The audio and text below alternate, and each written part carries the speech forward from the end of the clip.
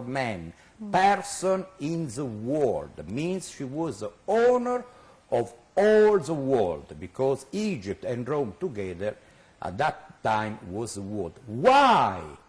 Because she wanted peace and harmony. This was the aim of Cleopatra, and I think now Egypt can take back strongly its identity. Because so that's why she was a caller for peace. This is how you define her, as a caller and promoter of peace. Promoter of peace in name of the ancient great Egyptian civilization. This was. So, for example, now I think Egypt, all the Egyptians knows what Egypt is and what Egypt was. So Egypt can't be confused with other countries.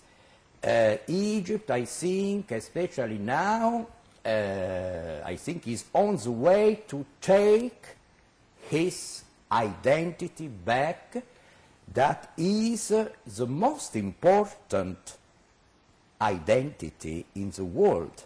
I don't want to make differences between other civilizations or countries, but sure, I have an ancient book about all the world, and also Africa, Europe, America, Asia, and Egypt is separated, is an entity apart.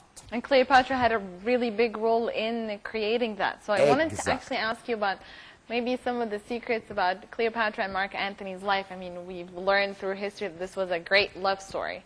So do you have any secrets that we don't know about, or maybe things that you know through family? Of course, because when Cleopatra and Caesar, they was together, was also a political union, you know, so Rome and the Pearl, Egypt, was together. But with Antony, was a little bit older of Cleopatra, 2-3 years, and Caesar was older of Cleopatra. So with Antony was the real love.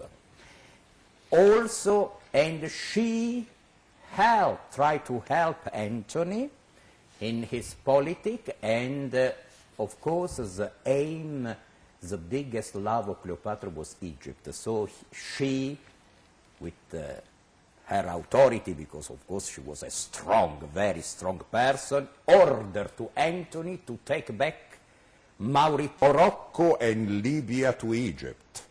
And he made. For this reason, he was considered a traitor of Rome. Also, Antony spread in the Mediterranean Sea a coin, a silver coin with the head of Cleopatra in all Mediterranean Sea, included Rome.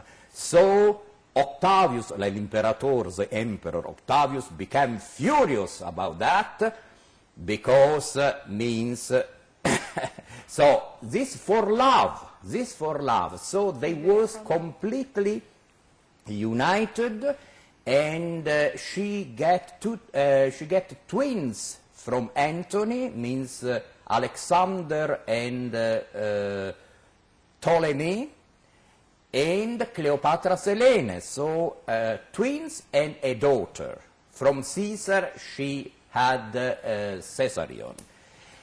So was a big love story, really, I confirm completely, and they united their soul together, because in some manuscript is written that the tomb of Cleopatra is in Alexandria, of course, in the subterranean passages of her royal palace. In Alexandria she had, of course, different royal palaces, and is written in something that I have, in the tomb of Antony and Cleopatra, she ordered to put her hair on the heart of Antony and the black hair of Antony, because he was Roman, so black hair, on the heart of Cleopatra.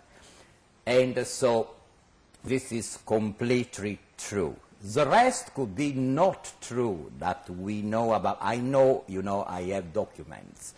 But this is really a big love story of two great leaders. Legends, if we may say. But let me tell you something, Count Federico, we cannot get enough. Now, the very short time that we have now is not enough. Trust me, me and Reem, we want to know more about Cleopatra. We want to know more about her secrets, her life, what has been written in books, how far was this image real or not. You told us pretty good secrets about her today, about her love story, about her family, but we want to have you back with us once again to tell us more.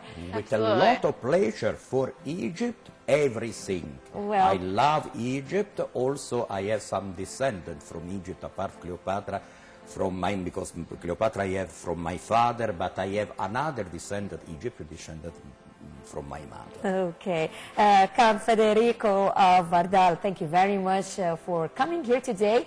We hope to see you soon, inshallah, very soon, to tell us more secrets. I'm sure our audience are eager to know. I definitely am. Thank you. Yes, we are. Thank you very much for being with us today. Now, since we are talking history of Egypt, Dina Yunus is going to take us now to the Mountain of the Dead in Siwa Oasis. It's famed to a nobleman called Si Aman, whose tomb is considered the best tomb in it. And the history of the mountain is quite interesting as well. So let's learn some secrets from Dina Yunus.